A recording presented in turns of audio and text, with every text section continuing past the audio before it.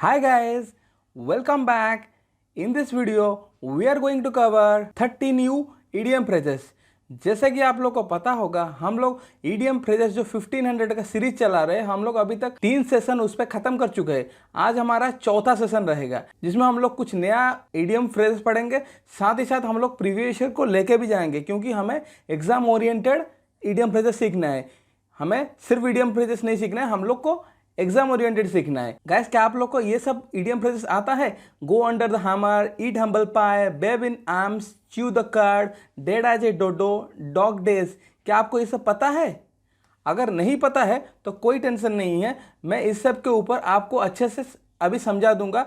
Through एक unique way में आपको समझाऊंगा। आई होप मैं जो आपको पढ़ा रहा हूँ बहुत अच्छा लग रहा होगा और उसके साथ आप लोग लेक्चर 1, 2 और 3 देख के आए होंगे। Then why delay, let's start the session.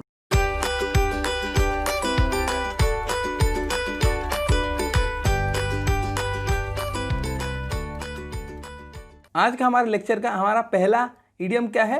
Against the clock. ठीक है, against the clock that means आप क्लॉक के अगेंस्ट में जा रहे हो। दैट मीन्स क्या कर रहे हो?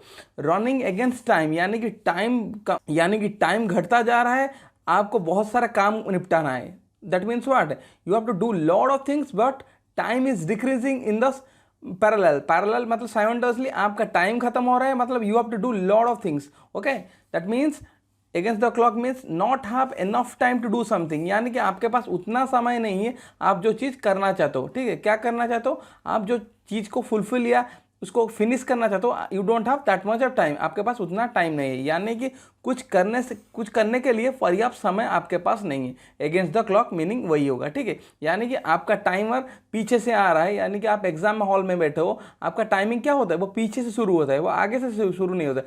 आपका टाइम डिक्रीज होता जा रहा है मगर आपके पास लॉट ऑफ चीज़ आपको फिनिश करना है। तो उसी इडियम को हम लोग क्या बोलेंगे? Against the clock you are working. ठीक है, आई होप आपको इस इडियम का मीनिंग पता चल चुका होगा। तो फिर हम लोग नेक्स्ट इडियम की तरफ चलते हैं।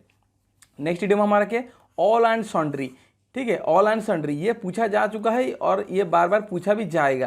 ठीक है, all and sundry means each and everyone, यानी कि हर कोई या सभी लोग। क्या बोलेंगे? All and सॉन्ड्री। ऑल यहाँ पे क्यों लगा? यानी कि हर कोई, सॉन्ड्री यानी कि सब नॉर्मल पीपुल, यानी कि सबको लेके ये बोल रहा है। ऑल एंड सॉन्ड्री मीन एवरीथिंग यानी एवरीवन, दैट मीन्स सभी लोग। ठीक है, आई होप ये भी समझ में आ गया होगा। तो फिर हम लोग नेक्स्ट इडियम की तरफ चलते हैं। नेक्स्ट इडियम हमारा क्या? All Greek.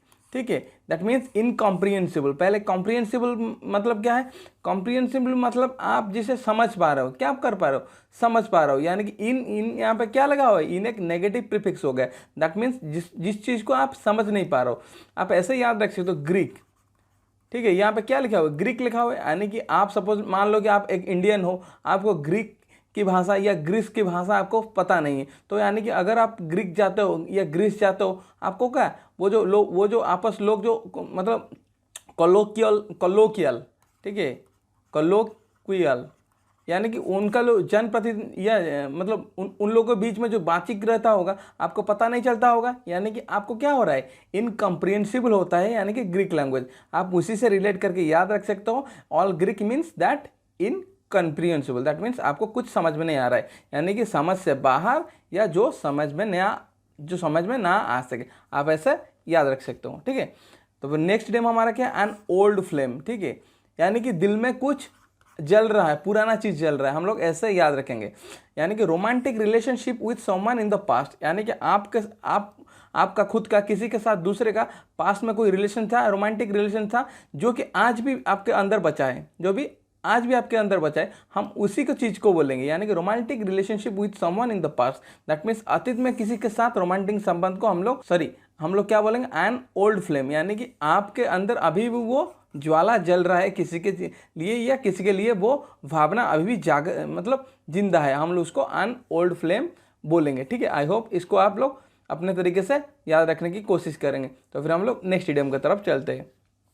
नेक्स्ट इडियम हमारा क्या है? Any Tom Dick and Harry. क्या है? Any Tom Dick and Harry, that means any one, यानी कि हम लोग टॉम डिक एंड हैरी को बोलते हैं, मतलब क्या है? कोई भी कर सकता है, फिनिश करने के लिए दिया जाएगा, बोला जाएगा, मतलब लोग उसको बोलेंगे इसको तो कोई भी कर सकता है। कोई भी कर सकता है मतलब क्या है? Any Tom Dick and Harry can do, यानी कि सबसे ये पॉसिबल है, यानी कि कोई इसमें बड़ी बात नहीं है कि कोई अगर इसे कर देगा तो उसे कुछ बेनिफिट मिलेगा। ये सिंपल चीज़ है, हर कोई कर सकता है। यानी कि any Tom Dick and Harry का मतलब एनीवन होता है, यानी कि हर कोई या कोई भी। ठीक है, आई होप ये भी मीनिंग पता चल जाएगा। इसके साथ और भी एक आता है every Tom Dick and Harry.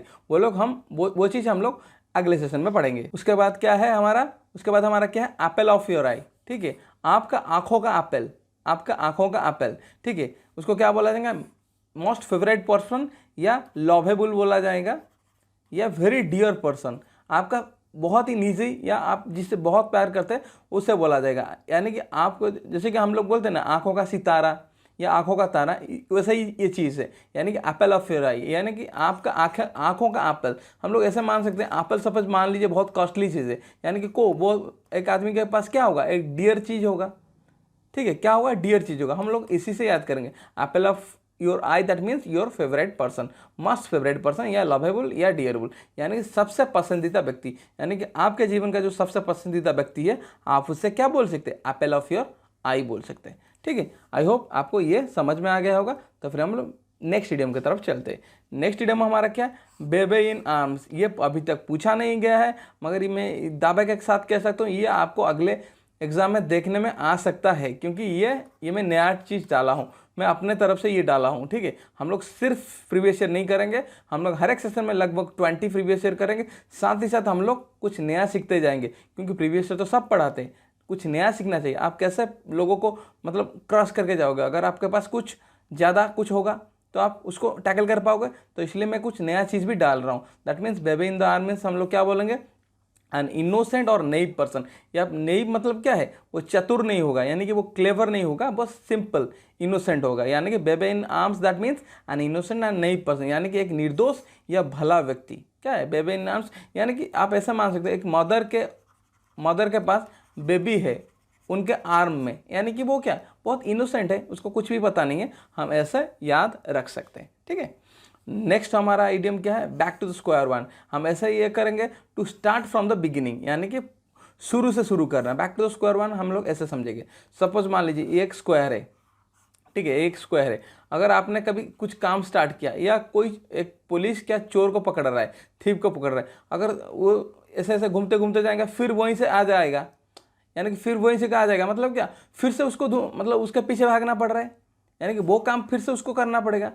ऐसे भी समझ सकते हो, या ऐसा भी समझ सकते हो, या कोई काम हो रहा है, अगर आपको एक मतलब आप एक आईटी कंपनी में काम करते हो, या कहीं भी जगह भी काम करते हो, आपको कुछ मतलब कुछ वर्क दिया गया, आपको डेडलाइन दिया गया, आप इसके अंदर इसे फिनिश करोगे।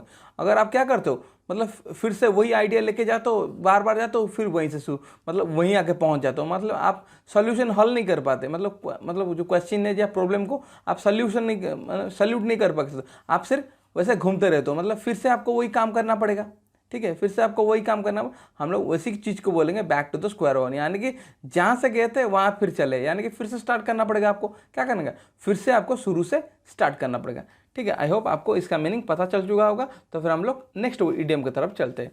नेक्स्ट इडियम हमारा क्या है, बैड ब्लड बिटवीन, यानी कि दोनों के बीच क्या होगा, हॉस्टिलिटी होगा, यानी कि शत्रुता भाव होगा, यानी कि feeling of hate between people because of any argument in the past. यानी कि किस लिए होता है, दोनों के बीच क्यों फाइट होता है, यानी कि उनके बीच पिछले मतलब पास्ट में कुछ ऐसा हुआ होगा या कुछ झगड़ा हुआ होगा। दैट मीन्स उसी के लिए उन लोगों के बीच हॉस्टिलिटी या एनिमीपन है या शत्रुता भाव है। हम लोग क्या बोलेंगे, बैड ब्लड बिटवीन मीन्स दोनों के बीच में, या दोनों परिवार हो सकता है, दोनों इंडिविजुअल भी हो सकता है, उनके बीच क्या है, फाइट चल रहा है और हॉस्टिलिटी चल रहा है, यानी कि उनको भी शत्रुता है। या अतीत में किसी भी तर्क के कारण लोगों के बीच नफरत भावना, लोगों के बीच जो नफरत भावना होता है, कुछ मतलब पास में ऐसा कुछ हुआ होगा जिसके वजह से उनके बीच क्या है, हॉस्टिलिटी है। आप ऐसा याद रख सकते हैं, बैड ब्लड बिटवीन मीन्स यानी कि hostility between two individuals, hostility between two individuals. I hope आपको ये भी समझ में आ गया होगा। तो फिर हम लोग नेक्स्ट इडियम की तरफ चलते हैं। नेक्स्ट इडियम हमारा क्या है, बिलो द बेल्ट। ठीक है, बिलो द बेल्ट हम इसे अच्छे से याद करेंगे। ठीक है, to be mean and unfair fight, यानी कि फाइट में कोई अनफेयर चीज़ होता है, हम लोग उसको बिलो द बेल्ट बोलेंगे। कैसे समझाता हूँ, लड़ाई में मतलब अनुचित होना। हम लोग देखिए देखो दिस इज ए रिंग, यानी कि जो फाइटिंग रिंग होता है, यानी कि यहाँ पर एक क्या होता है, यहाँ पर एक फाइटर खड़ा होता है, यहाँ पर एक फाइटर होता है, दोनों में जब फाइटिंग होता है, देखो आप लोग देखोगे बॉक्सिंग में ऐसा होता है कि you have to hit above the belt, यानी कि आप नीचे के साइड उसको मार नहीं सकते। बॉक्सिंग में ऐसा कहा जाता है, रूल्स है, आप मतलब जहाँ पे आदमी बेल्ट पहनता है यानी कि वेस्ट के नीचे आप किसी को अटैक नहीं कर सकते। You have to hit him, यानी कि you have to hit him या hit her above the belt, यानी कि आप ऑनेस्टली प्ले कर रहे हो। उसी चीज़ से वो ये चीज़ आया है। Below the belt means you are doing something unfair work, you are doing something what unfair work. If you are hitting him, yeah, hitting her in the above the belt, you are fair enough, you are doing fair job. But if you are hitting someone below the belt, then you are getting some personal attack or you are doing something unfair job. ठीक है, I hope आपको इसका meaning पता चल गया होगा। That means below the belt means आप किसी को अनफेयरली अटैक कर रहे हो। ठीक है, आई होप आपको इसका मीनिंग भी पता चल चुका होगा। तो फिर हम लोग नेक्स्ट इडियम की तरफ चलते हैं। नेक्स्ट इडियम हमारा क्या है, ब्रेक द आइस। ठीक है, ब्रेक द आइस यानी कि टू स्टार्ट कन्वर्सेशन, यानी कि बातचीत शुरू करना। ठीक है, break the ice means that means बातचीत शुरू करना। आप ऐसे याद रख सकते हो, सपोज यहाँ पे आइस क्यूब है, सपोज कुछ ऐसा सैडनेस घटा है या डोल्ड्रम्स में आप हो या मेलांचोली आपके पास है, मतलब मेलांचोली हुआ है, यानी कि आप दुख या डिप्रेशन में आपके घर पे लोग हैं या कोई मतलब या कोई आपके पड़ोसी है या आपके कोई रिलेटिव से, आप यहाँ पे क्या कर रहे हो, एक अगर बर्फ़ टूटता है यानी कि हर कोई या चिल्लाता है मतलब कुछ स्टार्ट करता है, यानी कि बातचीत स्टार्ट करता है, हम उसको क्या बोलेंगे, ब्रेक द आइस बोलेंगे। यानी कि you are starting something you are conversing, यानी कि आप क्या बातचीत शुरू कर रहे हो। हम लोग ब्रेक द आइस मीन्स बातचीत शुरू करना बोलते हैं। ये बहुत बार पूछा जा चुका है और भी बार मतलब बहुत बार भी ये एग्जाम में आएगा। ठीक है, आई होप आपको ये भी समझ में आ गया होगा। तो फिर हम लोग नेक्स्ट इडियम की तरफ चलते हैं। नेक्स्ट इडियम हमारा क्या है, कॉल इट ए डे, यानी कि कॉल इट ए डे यानी कि आज का प्रोसीडिंग या आज का काम खत्म करके अपने ऑफिस के छोड़ के जाना, मतलब ऐसे हम याद रख सकते हैं। देखिए, to decide to stop proceeding for the day, यानी कि आप आज किसी चीज़ पे काम कर रहे हो, आपका टाइम होगा, यानी कि आपका 10 to 5 जॉब है या 9:30 to 6 जॉब है, जैसे कि हम लोग का होता है। या आप क्या करो, आप अपना काम खत्म कर रहे हो। Call it a day means आप अपना क्या करो, आप अपना लाइफ का मतलब टुडेज का आप प्रोसीडिंग एंड करके जा रहे हो। इसके बाद और कुछ आपका काम नहीं है।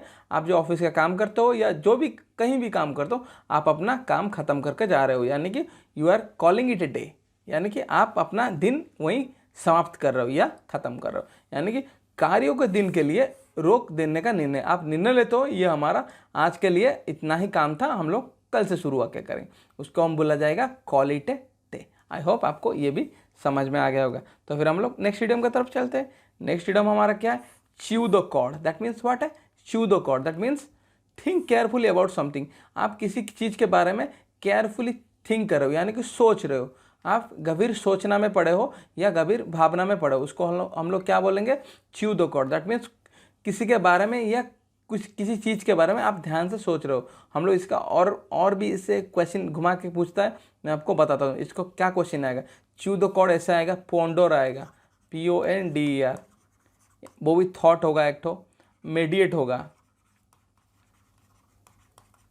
इसका भी मीनिंग पोंडोर या mediate. That means chew the cord होगा, यानी कि थिंक केयरफुली अबाउट समथिंग। आप किसी चीज़ के बारे में क्या कर रहे हो, केयरफुली थिंक करो, यानी कि किसी के बारे में आप अच्छे से सोच रहे हो, हम उसको क्या बोलेंगे, च्यू द कॉर्ड। आप ऐसे याद रख सकते हो, एक सपोज मान लीजिए काव, मतलब क्या, वो जो स्ट्रॉस वगैरह खाती है, ठीक है, वो जो खाती है मतलब चबा के खाती है या नहीं, चबा के खाने से क्या होता है, ऐसा मान सकते हो वो किसी और के बारे में सोच रही, यहाँ खाना खा रही है, उसके बाद उसका साइमल्टेनियसली वो क्या करे, किसी चीज़ के बारे में गहरी थॉट में है, यानी कि किसी चीज़ में सोच रही है, हम लोग उसको च्यू द कॉर्ड बोलेंगे। ठीक है, आई होप आपको पिछला इडियम समझ में आ गया होगा। तो फिर हम लोग इसी इडियम को देखते हैं, चिक बाय चोल। ठीक है, चिक बाय चोल यानी कि वेरी क्लोज टू टुगेदर या फिर वेरी इंटीमेट, यानी कि बहुत करीब। अब चिक किसके बोलते हो, इसे चिक बोलते हो। आपका एक देखो, लड़के लोग ज़्यादातर चिक लगा के बात करते हैं, मतलब उनमें क्या होता है, वो भावुकपन होता है, हम लोग उसी से रिलेट करके इसे याद करेंगे। Cheek by jowl means you are very intimate, you are otherwise you are very close to someone, यानी कि आप किसी के साथ बहुत क्लोज हो या आप साथ में बहुत टाइम बिताते हो या आप उसके बहुत करीबी दोस्त हो या उससे क्या है, आप उससे बहुत नाता करीबी नाता है। आई होप आपको इसका मीनिंग पता चल जाएगा। आप चीक से याद रख सकते हो, मतलब जैसे मैं बताता हूँ आपको आसानी होगी याद रखने के लिए। ज़्यादातर क्या गर्ल्स लोग क्या करते हैं, मतलब चीक को चीक लगाते हैं, यानी कि वो इंटीमेसी दिखाते हैं। ठीक है, आई होप आपको ये भी याद आ जाएगा। तो फिर हम लोग नेक्स्ट इडियम की तरफ चलते हैं। नेक्स्ट इडियम हमारा क्या है, chip off the old block. Chip off the old block that means closely resembles to your parents. यानी कि chip off the old block means यानी कि आप एक ब्लॉक का मतलब एक चिप्स मान सकते हो, पत्थर मान सकते हो। यहाँ पे ब्लॉकिंग से यानी कि आप सपोज मान लीजिए दिस इज ए क्या होता है, दिस इज ए वॉल, आप वॉल मान सकते हैं। उसमें जो चिप लगा है मतलब चिप्स है, आप पत्थर से चिप्स बनता है, उसका चिप्स, उसी चिप्स को अगर आप तोड़ोगे आपको पता चल जाएगा ये इसी का ही मतलब ये इसी चीज़ से मिला है। मतलब ये क्या, ये इसे रिजेंबल कर रहा है, यानी कि ये इसी चीज़ का बना है। दैट मीन्स आपके पास जो गुण है, यानी कि आपके पास जो क्वालिटीज़ है, आप जैसा दिखते हो, आपका आइज़ जैसा है, आपका बात करने का स्टाइल है, आपका मतलब कुछ भी ऐसा होगा जैसे कि हम लोग पढ़े थे जेनेटिक्स में पढ़े थे, वो जेने जैसे ट्रांसफ़र होता है। यानी कि आप अपने पेरेंट्स से कुछ मतलब क्वालिटीज़ लेते हो, ये जेनेटिकल दिखा गया है, आप अपने पेरेंट्स से कुछ रिजेंबल करते हो, उसी चीज़ को हम लोग बोलेंगे chip off the old block. यानी कि you are resembling with your parents, यानी कि आप अपने पेरेंट्स से क्या करो, रिजेंबल कर रहे हो, आप उनके जैसा थोड़ा सा लग रहे हो, या उनका कुछ क्वालिटी आप में मतलब पाया जाता है, हम उसी को इसी चीज़ को बोलेंगे। यानी कि अपने माता पिता का समान कुछ चीज़ आपको मिलेगा। ठीक है, आई होप आपको ये भी समझ में आ गया होगा। तो फिर हम लोग नेक्स्ट इडियम की तरफ चलते हैं। नेक्स्ट इडियम हमारा क्या है, डेड एज ए डोडो। ये आप शायद नहीं दिखे होंगे, मैं इसीलिए बोल रहा हूँ, वो सब आपको पता था क्या, इसे इंपॉर्टेंट करके लिखिए, ये पूछा जा सकता है। ये बहुत सिंपल चीज़ है, आप बहुत कंफ्यूज कर सकता है, ये क्वेश्चन आपको डाल के बहुत कंफ्यूज कर सकता है। ठीक है, dead as a dodo means no longer alive or existence. क्या है no longer alive or existence, आप ऐसे कैसे याद रखोगे, आपको पता होगा डोडो एक फ्लाइटलेस बर्ड है। क्या है, फ्लाइटलेस, यानी कि वो उड़ नहीं सकता। क्या कर सकता है, वो उड़ नहीं सकता, वो भी क्या है, एक्सटिंक्ट है। एक्सटिंक्ट मतलब क्या है, वो अभी मिल नहीं रहा है, मतलब उसका क्या, उसका अंश विशेष मतलब अभी धीरे धीरे उसका वंश क्या होता है, मतलब डिक्रीज होता जा रहा है, हम लोग उसको क्या बोले, एक्सटिंक्ट हो गया। यानी कि शायद कभी ना मतलब कभी कभी एक बार एक दो मिल जाता होगा, मगर उसका कोई मतलब उसका फैमिली मतलब हम जैसे ह्यूमन जैसे प्लैनेट पे है, वो सब पहले थे डोडो जैसा फ्लाइटलेस बर्ड्स, अभी वो नहीं मिल रहे, हम उसी के बोलेंगे डेड एज ए डोडो। यानी कि डोडो जैसे मर गया है, डोडो जैसे नहीं मिल रहा है, that means dodo no longer available, यानी कि डोडो मिल नहीं रहा है, यानी कि एग्जिस्टिंग नहीं है, या फिर वो एक्सटिंक्ट हो गया। क्या है, वो एक्सटिंक्ट है, यानी कि उसका कोई और आता पता नहीं मिल रहा है, यानी कि अब जीवित नहीं है या मौजूदा नहीं है। आप ऐसे याद रख सकते हो, ये ऐसे याद रखने का नहीं, ये उसी का ही है, आप इसे याद रखना, ऐसा ही पढ़ना, मतलब you have to remember like this, otherwise you can, I don't think आपके पास कोई अच्छा लॉजिक होगा, मैं जिसे बताया हूँ मेरे से बेटर लॉजिक आपके पास होगा, अगर होगा तो कोई बात नहीं, but we have to remember it. ठीक है, तो फिर हम लोग नेक्स्ट इडियम की तरफ चलते हैं। नेक्स्ट इडियम हमारा क्या है, डॉग डेज। ये भी पूछा जा सकता है, ये सब नया चीज़ मैं ऐड किया हूँ। ठीक है, एग्जाम ओरिएंटेड अभी के सिनेरियो के एग्जाम को देख के मैं कुछ नया ऐड किया हूँ, क्योंकि प्रीवियस ईयर सब करके जाएंगे, you have to do something better, उनसे आगे जाना है। Dog days that means very hot summer days, यानी कि बहुत गर्मी वाला दिन, यानी कि जैसे हम लोग क्या ट्रॉपिक मतलब कैंसर पे या अफ्रीकन में क्या होता है, ज़्यादा गर्मी होता है, तो उसी जगह को क्या बोला जाए, डॉग डेज, यानी कि बहुत गर्मी वाला दिन होता है। हम लोग बहुत गर्मी फेस करते हैं ना, हम लोग स्पेशली इंडिया में हम लोग क्या बहुत गर्मी होता है, आप लोग राजस्थान के साइड चले जाओ या फिर आप लोग दिल्ली के साइड चले जाओ, बहुत गर्मी होता है वहाँ पे। उसी चीज़ को हम लोग उसी दिन को हम लोग याद रखेंगे कि डॉग डेज, यानी कि कुत्ते की तरह दिन, यानी कि बहुत मुश्किल होता होगा आपको, यानी कि बहुत गर्म या गर्मी का दिन। ठीक है, आई होप आपको ये भी समझ में आ गया होगा। तो फिर हम लोग नेक्स्ट इडियम की तरफ चलते हैं।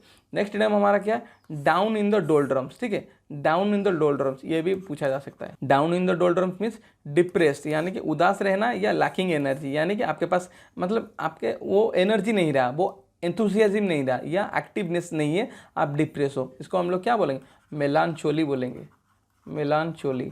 That means you are depressed और sad. Down in the doldrums means यानी कि सैड होगा, डिप्रेस होगा, आप मेलानचोली यानी कि दुख बोल सकते हो। आपके पास आप क्या हो, डोल्ड्रम्स में पड़े हो, दैट मीन्स आप दुख में हो, अभी आपका लाइफ अभी दुख के अंदर जा रहा है। ठीक है, इसका मतलब क्या, उदास और ऊर्जा की कमी आप में अभी है फिलहाल। ठीक है, आई होप आपको ये इसका मीनिंग भी पता चल चुका होगा। तो फिर हम लोग नेक्स्ट इडियम की तरफ चलते हैं। नेक्स्ट इडियम हमारा क्या है, ईगल आइज। क्या होता है ईगल आइज, ईगल क्या होता है, बहुत शार्पली आइज होता है, उसका कीन आई साइड होता है, मतलब वो बहुत दूर से अपने शिकार को देख देता है। क्या करता है, वो अपने बहुत दूर से वो अपने शिकार को वॉच करता है। अब देखो ईगल बहुत स्पीड से आता है, अपने शिकार को लेके चला जाता है। कैसे लेके चलता है, उसका आई साइट बहुत परफेक्ट है, ठीक है, उसका आई साइट बहुत परफेक्ट है, उसके पास क्या है, कीन आई साइट है, यानी कि बहुत क्या है, बहुत उसका आई साइट स्ट्रॉन्ग है, यानी कि an ability to discount small details, यानी कि वो छोटा छोटा चीज़ भी देख सकता है, छोटा छोटा चीज़ भी देख सकता है। जो आदमी ऐसा करता होगा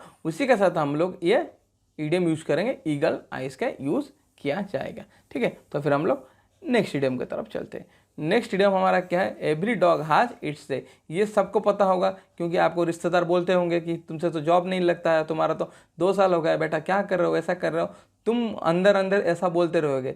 हर कुत्ते का दिन आएगा, यानी कि मैं भी करके दिखाऊंगा, या फिर every dog has its day, यानी कि हर कुत्ते का एक दिन आएगा। आप अपने से ही रिलेट करके इसे याद रख लीजिएगा, ठीक है। That means everyone has a time of success and satisfaction, यानी कि सबको मौका मिलेगा, या सबका कुछ मतलब पॉजिटिविटी डेज आएगा, वो उस दिन उसको सक्सेस मिलेगा या सेटिस्फेक्शन मिलेगा। इसके लिए तब तक अपना मतलब कोशिश जारी रखना, तब तक अपना कोशिश जारी रखना, यानी कि नेवर गिव अप जैसा मेंटालिटी आपको, you have to do like this, यानी कि आप कभी भी गिव अप नहीं करोगे, चाहे कुछ भी हो जाए। यू हैव टू, अगर आप किसी चीज़ को चूज किए हो उसी के साथ स्टिक रहो, क्या है, उसी के साथ स्टिक रहो, ठीक है। यानी कि हर किसी के पास सफलता और संतुष्टि का समय आएगा, यानी कि every dog has its day, यानी कि हर कुत्ते का एक दिन आएगा, ठीक है।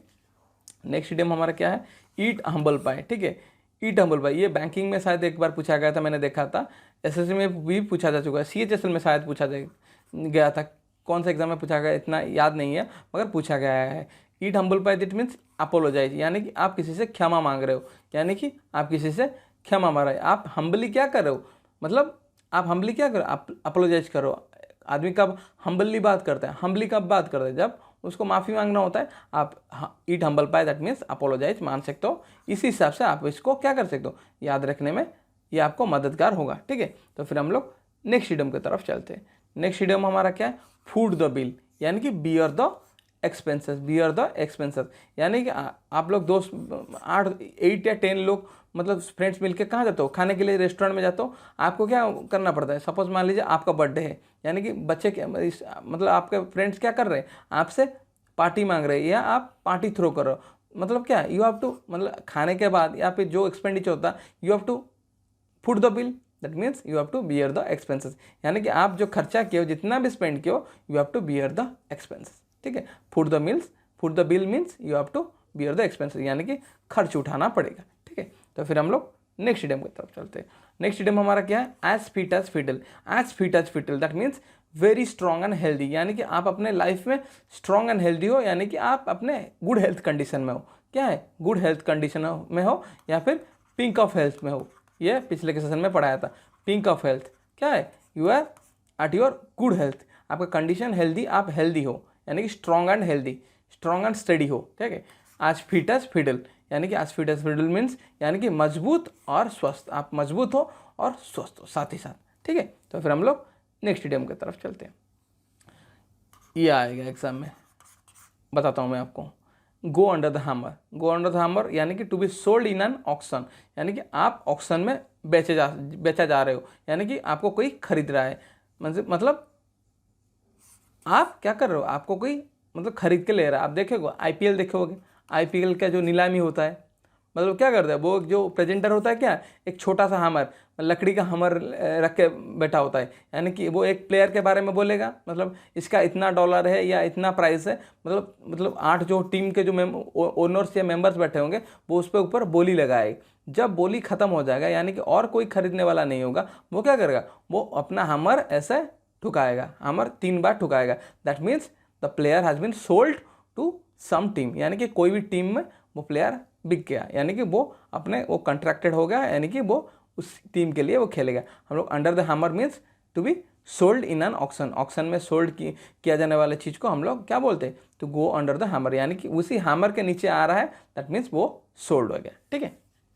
नेक्स्ट डेम हमारा क्या है, हिट एंड मिस, ठीक है। Hit and miss that means unpredictable, ठीक है, जिसके संबंध में पहले कुछ कहना संभव नहीं है, यानी कि अनप्रेडिक्टेबल हो गया। आप इसे कैसे याद रखेंगे, आप इसे ऐसे याद रखेंगे, देखिए सपोज मान लीजिए आप खेले होगे, आपके पास वो स्टिक वाला होता है, जैसे कि आप टारगेट मारते हो या टारगेट लगाते हो, ऐसे थ्रो करते हैं, वो क्या होता है, वो एरो जैसा छोटा छोटा एरो होता है, वो थ्रो करते हो। कभी आपको इस सेंटर पे आपको लगाना है, आपको इसी सेंटर में आपको तीर लगाना है। ये कभी तीर यहाँ लगता है, कभी यहाँ लगता है, कभी यहाँ भी लग जाता है। वो क्या होगा, कभी हिट हो रहा है, कभी मिस हो रहा है, यानी कि अनप्रेडिक्टेबल, यानी कि प्रेडिक्ट नहीं कर पा रहे हो। मतलब कभी उसका मतलब पॉइंट पे हिट हो रहा है, कभी पॉइंट पे हिट नहीं हो रहा है। दैट मीन्स क्या है, वो अनप्रेडिक्टेबल है। यानी कि आप कह सकते हो क्या वो हमेशा पॉइंट पे लगेगा या हमेशा पॉइंट पे नहीं लगेगा।